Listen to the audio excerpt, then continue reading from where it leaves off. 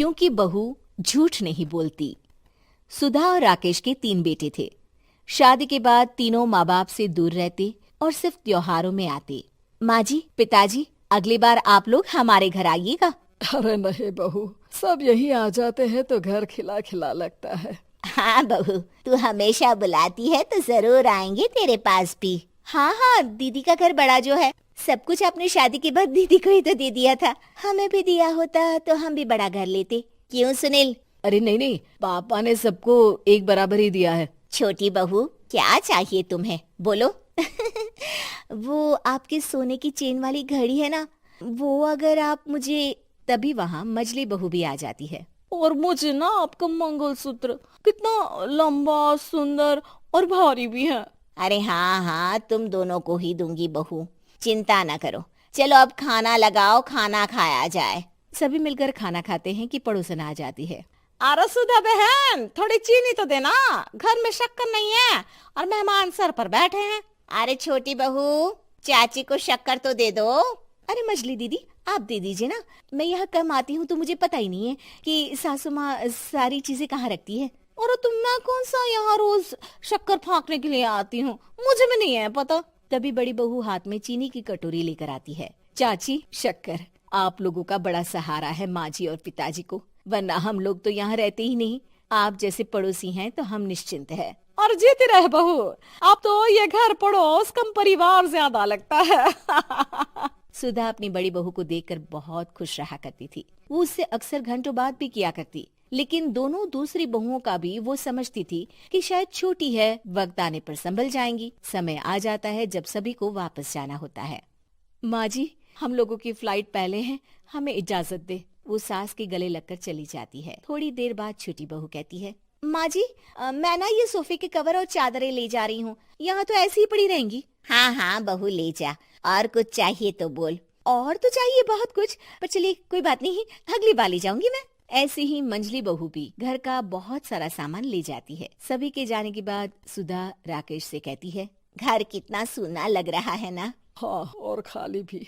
तुम्हारी दोनों बहुएं सब बटोर गई। अरे ठीक है ना, हम दोनों ही तो हैं, कितना सामान लगेगा, फिर उन लोगों की नई गृहस्थी, इतना मत सोचा करे। समय बीतता है। ऐसे ही हर साल त्योहारों में सुधा और राकेश के बच्चों की बहू आते और जाते वक्त ढेर सारा सामान पैक कर कर ले जाती। लेकिन कुछ ही सालों में सुधा का देहांत हो जाता है। पिताजी, आप यहाँ अकेले क्या करेंगे? हम लोगों के साथ चलिए। अरे नहीं नहीं बहू, इस घर में सुधा की यादें हैं, मैं उसे नहीं छोड़ सकता हूँ। अब तुम लोगों की माँ नहीं रही। देख लो, वैसे तो मैंने उसके जीते जी सब कुछ दे दिया है, लेकिन कुछ उसका पर्सनल कीमती सामान था जो ये है, ले लो।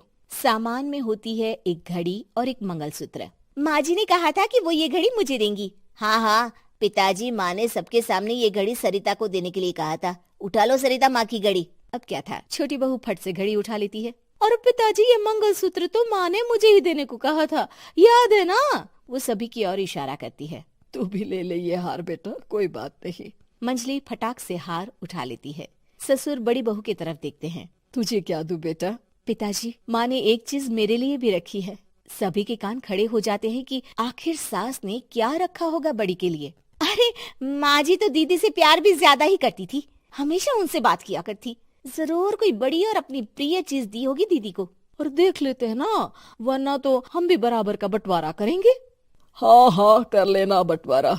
लेकिन बड़ी बहू, बताओ तो, सुधा ने क्या रखा है तुम्हारे लिए?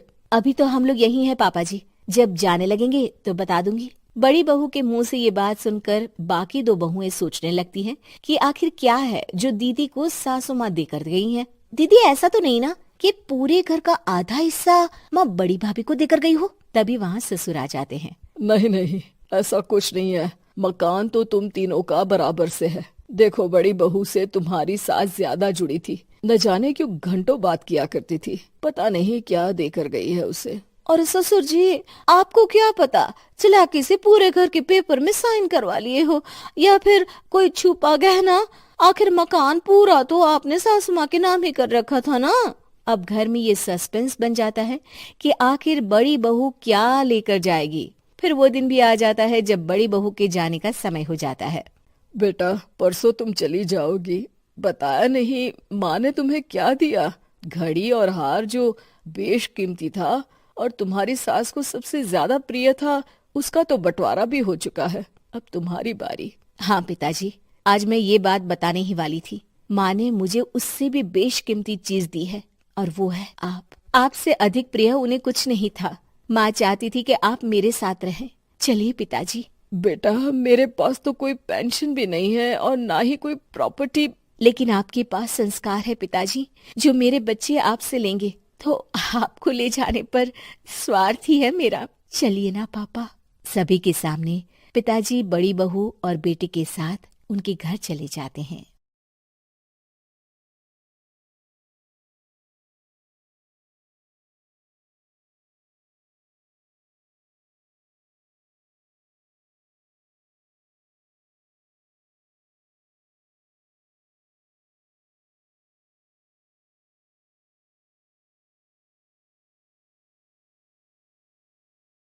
क्योंकि बहू झूठ नहीं बोलती।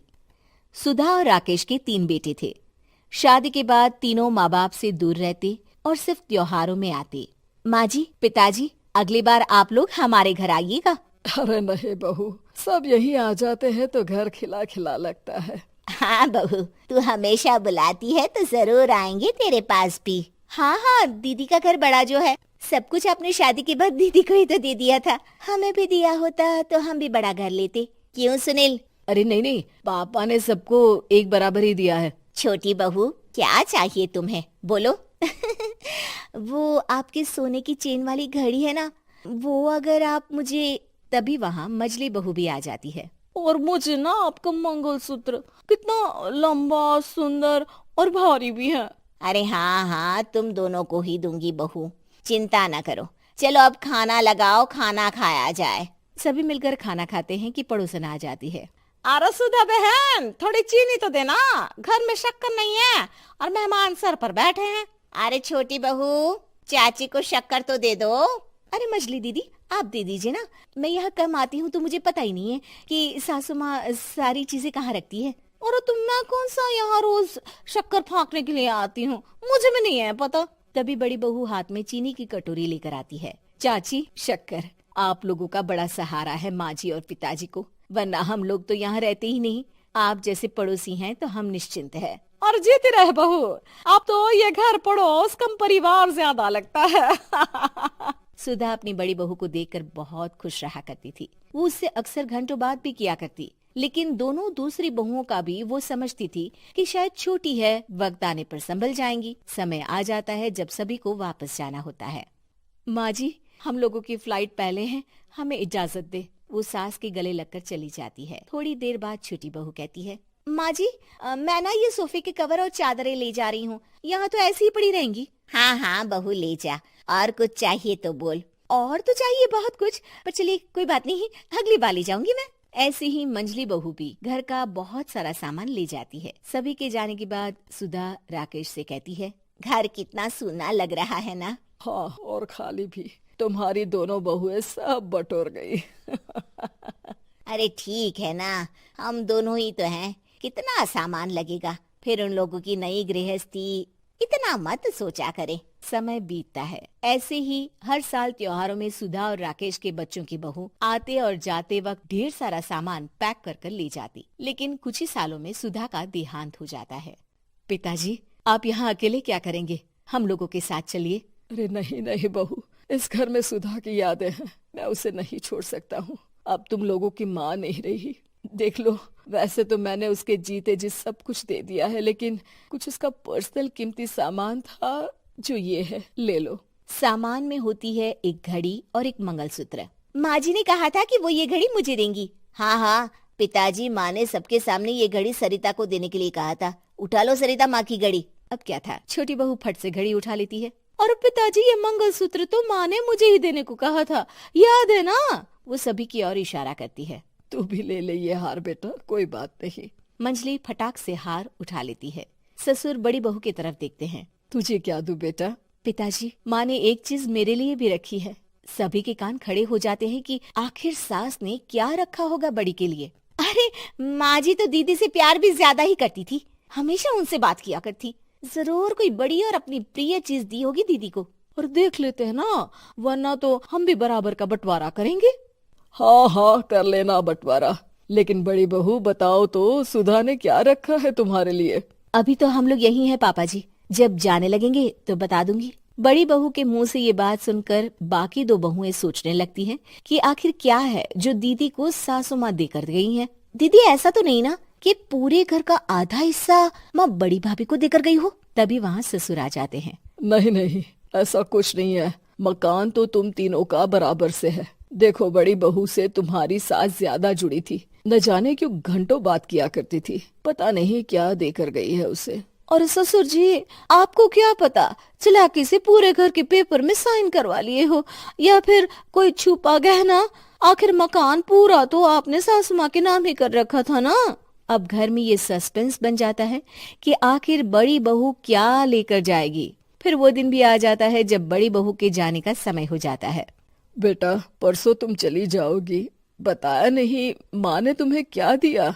घड़ी और हार जो बेशकीमती था और तुम्हारी सास को सबसे ज्यादा प्रिय था, उसका तो बंटवारा भी हो चुका है। अब तुम्हारी बारी। हाँ पिताजी, आज मैं ये बात बताने ही वाली थी। माँ ने मुझे उससे भी बेशकीमती चीज दी है, और वो है आप। आपसे अधिक प्रिय उन्हें कुछ नहीं था। माँ चाहती थी कि आप मेरे साथ रहें। चलिए पिताजी। बेटा, मेरे पास तो कोई पेंशन भी नहीं है और ना ही कोई प्रॉपर्टी। लेकिन आपके पास संस्कार है पिताजी, जो मेरे बच्चे आपसे लेंगे, तो आपको ले जाने पर स्वार्थ ही है मेरा। चलिए ना पापा। सभी के सामने पिताजी बड़ी बहू और बेटे के साथ उनके घर चले जाते हैं।